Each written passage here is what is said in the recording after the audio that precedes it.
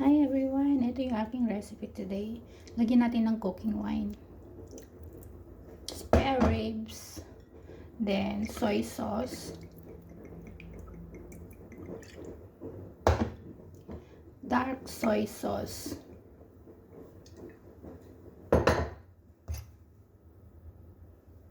Chicken powder.